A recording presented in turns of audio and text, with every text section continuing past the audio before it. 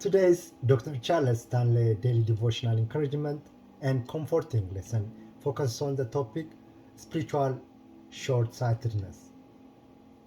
When we seek the Lord's counsel in our decision making, we will prioritize eternal concerns over temporal ones. This is a lesson for February 8, 2022. Our scriptural reference for today's lesson is from Genesis chapter 25, from verse chapter 19 to 34. It says, the birds of Esau and Jacob.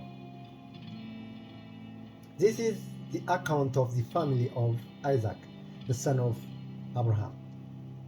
When Isaac was 40 years old, he married Rebekah, the daughter of Bethuel, the Aramean from Padan Aram, and the sister of Laban, the Aramean. Isaac pleaded with the Lord on behalf of his wife because she was unable to have children. The Lord answered Isaac's prayer, and Rebekah became pregnant with twins. But the two children struggled with each other in her womb. So she went to ask the Lord about it. Why is this happening to me? She asked.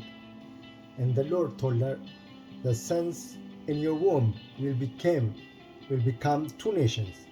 From the very beginning, the two nations will be rivals. One nation will be stronger than the other, and your older son will serve your younger son. And when the time came to give birth, Rebekah discovered that she did indeed have twins. The first one was very red at birth and covered with thick hair like a fur coat. So they named him Esau. Then the other twin was born with his hand grasping Esau's heel. So they named him Jacob. Isaac was 60 years old when the twins were born. Esau sells his birthright.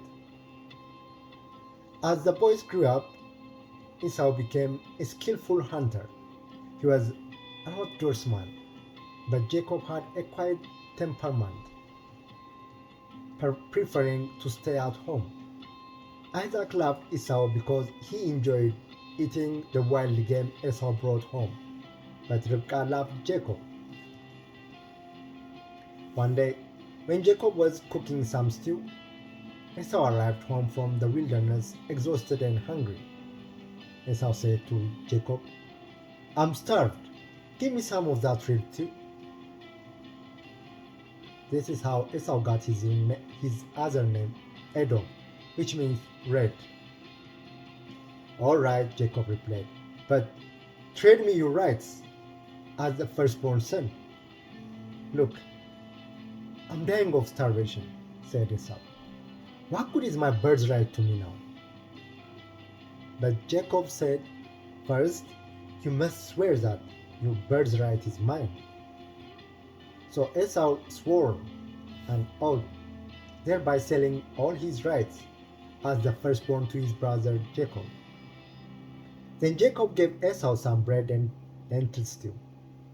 Esau ate the meal, then got up and left. He showed contempt for his rights as the firstborn.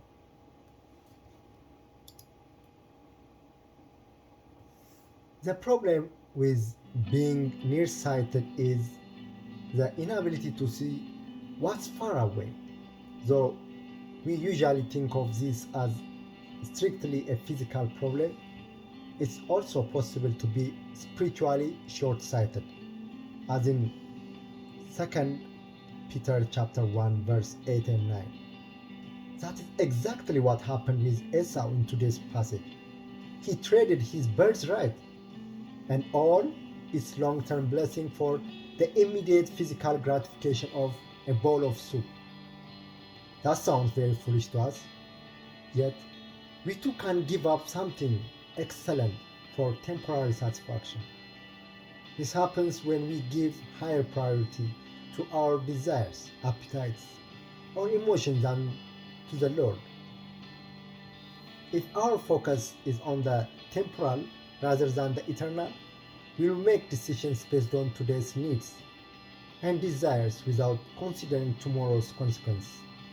In doing so, we sacrifice lasting treasure for fleeting satisfaction.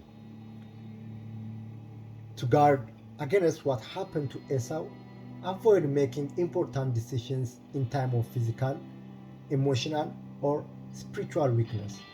Take time to ask the Lord for guidance and let biblical principles guide your thinking.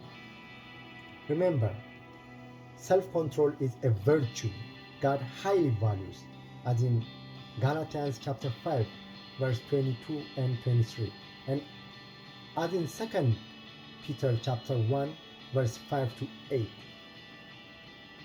So view every temptation to satisfy desires quickly as an opportunity to practice self-restraint and trust God. Bless. Bless.